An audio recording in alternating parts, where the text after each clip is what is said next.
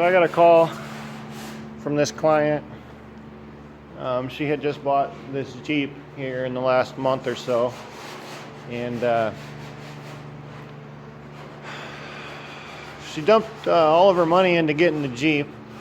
It's kind of one of her dream rides, and she's been working for a while to get the thing, and she had to put all of her money that she had saved away down on being able to pick up the pick up the Wrangler. So she got it, and like a lot of used Jeeps might have, it had some front end issues with it, and it's really her first kind of Jeep, and she doesn't really know anybody that knows a lot about these Jeeps. So she took it back into Schwabi's to have Schwabi's look over it for her and kind of give her a recommendation. And I tell people all the time not to go to Schwab's, and this will be one of those horror stories that is a reason why. But anyway, she took it into Schwab's, had them put it up on the list. He said it was making clunking noises in the front end. It wasn't driving very good. She was having to adjust her steering wheel quite a bit. It was just overall just a really crappy feel, and it was making some gnarly noise. And so Schwab's put it up on the lift, and they came back like they usually do, and they said, "Oh well, your ball joints are in really bad shape. Your tie rod ends over here are in really bad shape. The front end might need to be rebuilt because it's making noise."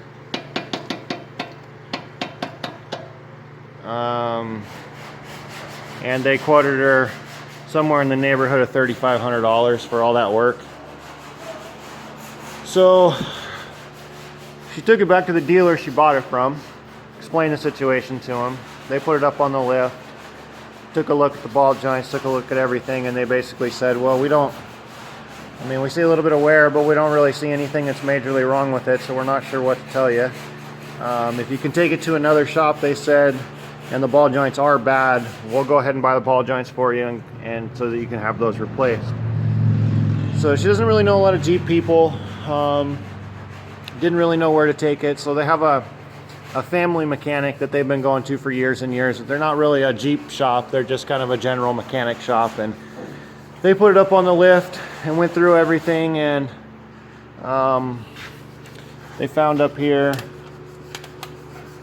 that the drive shaft boot was pretty tore up and beat up, and it was at an extreme angle, and then this front end had like a bind in it, they said, and they were recommending or suggesting that the front axle be rebuilt because the ring and pinion probably had something wrong with it, or the bearings were bad in it.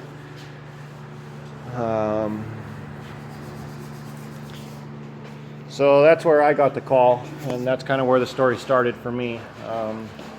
I work on a lot of Jeeps for myself, and I do, I wouldn't consider myself a Jeep builder, but I do take care of some aftermarket part installs and some diagnostic work and stuff like that. So I told her that unfortunately I've heard this story before a few times, and just if she had some time to go ahead and bring it down and leave it with me for a couple of days, I'd take it for a drive and see what we could come up with on it, and what we could see what was wrong with it. So this morning I put it on the lift, and first thing I noticed right away with the Jeep is I've got the drive line pulled now from the yoke. So I pulled it and zip tied it up out of the way so that I could get it freed. The reason I did that is because at full droop we were making contact here with the drive shaft. So the drive shaft is, the boot on it's kind of tore up and rubbed up from rubbing on this exhaust pipe. So the last Wrangler kit that I installed, we didn't have this pipe here. The pipe was moved somewhere else, and I don't remember. We didn't have an issue with the exhaust, but we did have a droop issue with this front cross member that we pulled out of the last Jeep. So I wanted to see if me pulling the drive shaft loose would get rid of the bind in the front end. I've had lots of Jeeps and worked on lots of Jeeps, and I know what a Aussie locker sounds like, or what they call a lunchbox locker. So this Jeep is a Sport, Wrangler Sport. So originally it came with like a 355 or a 373 gear ratio and open diff. Well, if you look here, spinny tire, spinny tire. Oh, there it unlocked. There it unlocked. There it unlocked. There it unlocked. So, somebody took this in and had a lunchbox locker installed in it. So the front axle has either an Aussie locker or a Spartan or a, what do they call them? The Detroit Quick Lock. There's a few of them out there for the Jeeps, but so this has got a ratcheting locker in it. And what you hear, let's see if I can show you the yoke spinning. You hear the locker engaging and disengaging. Now, with a bind on that drive shaft at that exhaust pipe, when this axle starts to droop down from articulation, the locker is faked into thinking that it needs to lock up. So it tries to bind one of these tires to the other one so that you get your rock crawler locker action. But we weren't giving it any throttle, any centrifugal force from the drive shaft. So what was happening is in two-wheel drive, it was starting to bind and lock up, and in a corner, fully locked, this thing's going to jump all over the place like a bucking bronco, and that noise that it makes is going to sound like something's broken. As you can see, the locker's working fine. So once I got it to that point, I zip tied the drive shaft up into place. I was a little suspect of these tie rod ends, so we did the good jiggle test on them, and they do have a little bit of wear to them, but they don't have any play in any of them that I've found. So I would recommend eventually maybe replacing the steering system or upgrading the steering system if you guys are going to be four-wheel driving. But for daily driving on the street, this thing still is fine. So we set it back down. We set it back down on the ground, had the drive shaft zip tied up into place, and took it for a spin. Lo and behold, it works really, really good. So we put about 20 miles on it. We did a little gravel road, we did a little highway, we did a little bit of parking lot wheeling, and we brought it back and drove it through the gravel a little bit some more in the ditch, and everything's good to go on it. So from here, what we need to do to address it is I'm going to take and pull the hardware out of the yoke of the transfer case side of the driveline and pull the driveline all the way out. My recommendation is to take it to the exhaust shop so that they can take and move this pipe. Let's see if I can get a good angle for you guys here. Alright, so our drive shaft runs down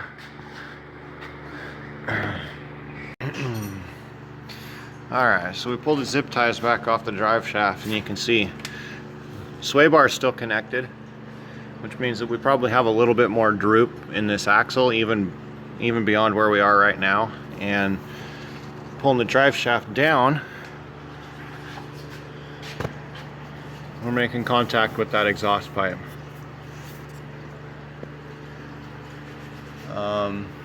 This front cross member here, even with the exhaust pipe moved, you might end up still running into a problem where the drive shaft hits this cross member.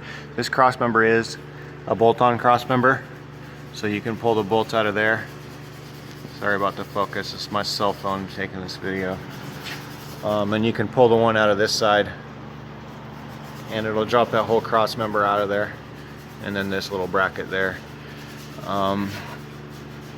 What I would recommend is having them cut this pipe. So here's the flange and the bend, right where it starts to get flat here. I'd have them cut it here, and then come over to the other side. This is driver's side, So there's your Y pipe. The forward of the Y pipe where it kind of dumps under and comes through. And I'd have them cut it back in here. So that basically what we want to do is we want to take up all this space with the exhaust pipe. You want to get this exhaust pipe pulled back as tight to the rearmost cross member as you can, and it up, or so you want to get it tucked back as tight to the rearmost cross member as you can, and you want to keep it as low as possible without coming below the level of this cross member, so that way you don't ding it. If we get this moved back here, the relationship for this droop should gain almost 2 inches of space in between the bottom of this drive shaft where my finger is and where the exhaust pipe will rest once you have it modified. So it'd just be a matter of cutting this up here and then having them cut it over here, and then basically just move this whole pipe back as close to this cross member as we can get it. And then that will allow for some more space up here. Let this droop down some more, and then if you do have contact here, just remove this cross member and run without the cross member. As far as the ball joints are concerned, the ball joints look really good to me. They don't have any upward or downward play in them. You do see a small gap at the top. It's consistent on both sides. And we don't have any lateral movement this way. We don't have any movement this way. We have nothing that's loose up in here. So another thing that does famous for these Jeeps is this track bar bracket. It does like to rip away from the frame when you use them in heavy use, off-road use. This one looks nice. It doesn't have any cracking or any signs of the welds breaking or any of that stuff. The joint in the track bar seems to not have any movement. The bolt hasn't backed out. Same thing on this side. The bolt hasn't backed out loose. We still have the paint marks there, and I didn't feel any movement here. This does have a little bit of roll to it, so like I said, maybe look at upgrading the steering down the road at some point, but for street use this is totally fine.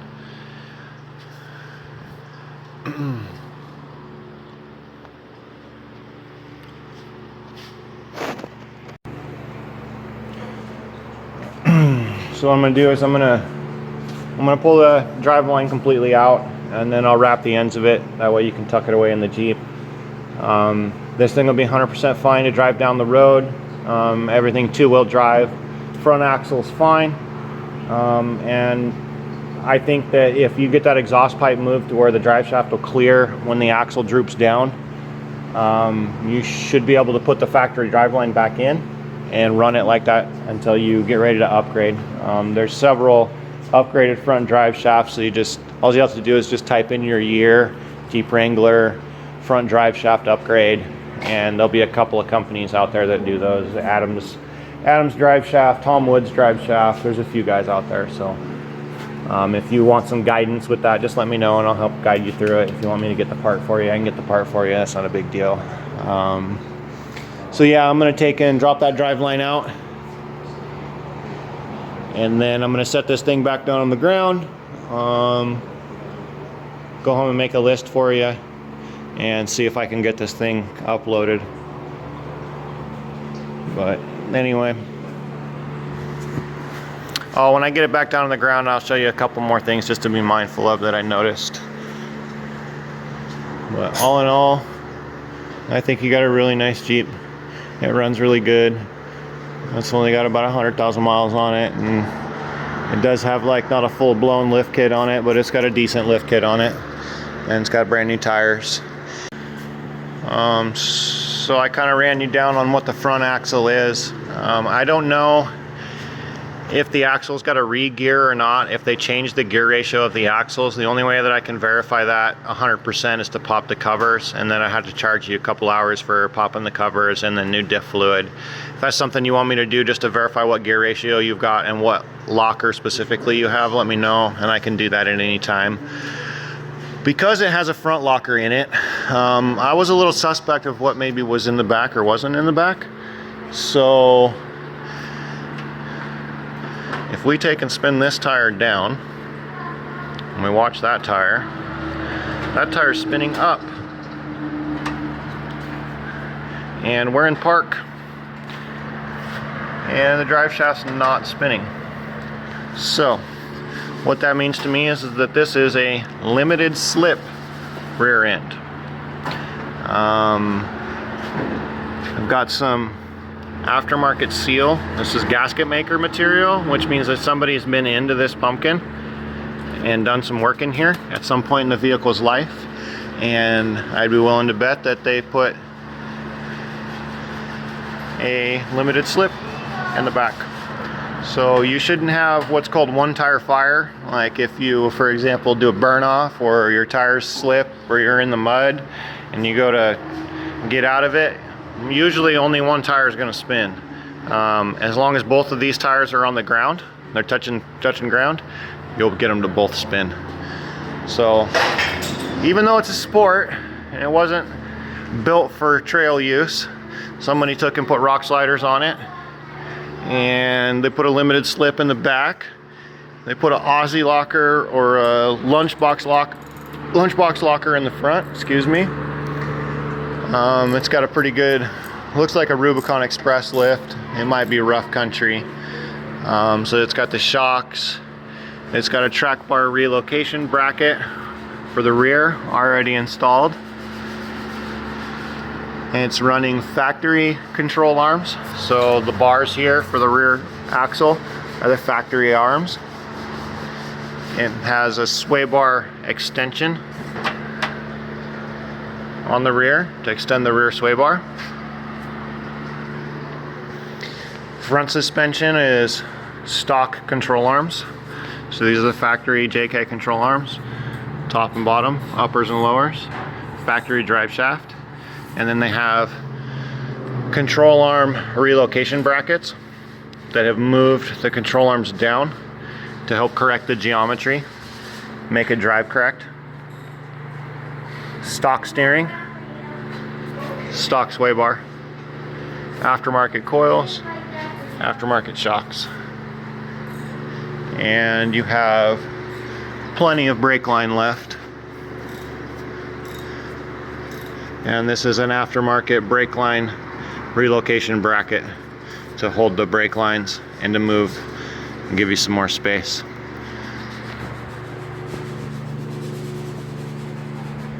Front winch bumper,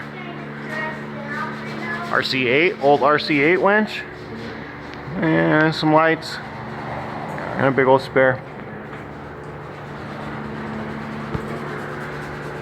In the back, I noticed when I was driving that these make some noise.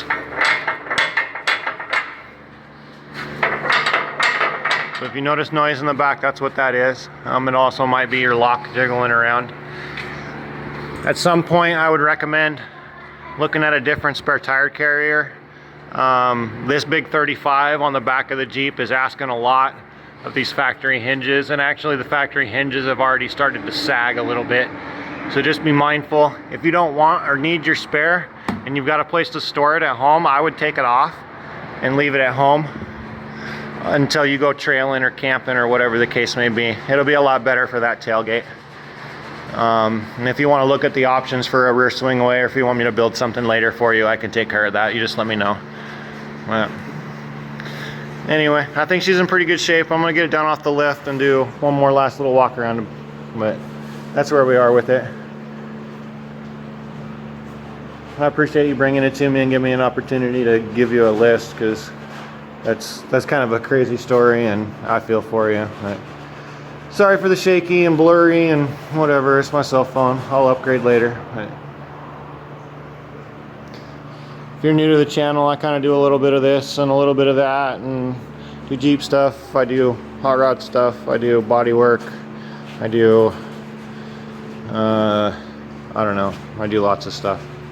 RV work, Jeep builds, square bodies, race car stuff. Do me a favor if you like what you see. About 95% of the guys of you guys that are watching my videos aren't subscribers, so it really helped me if you just click that subscribe button for me and leave me a comment. Let me know how you liked it or if you didn't like it. But Anyway, I appreciate you either way, and we'll talk at you soon. Take care, guys.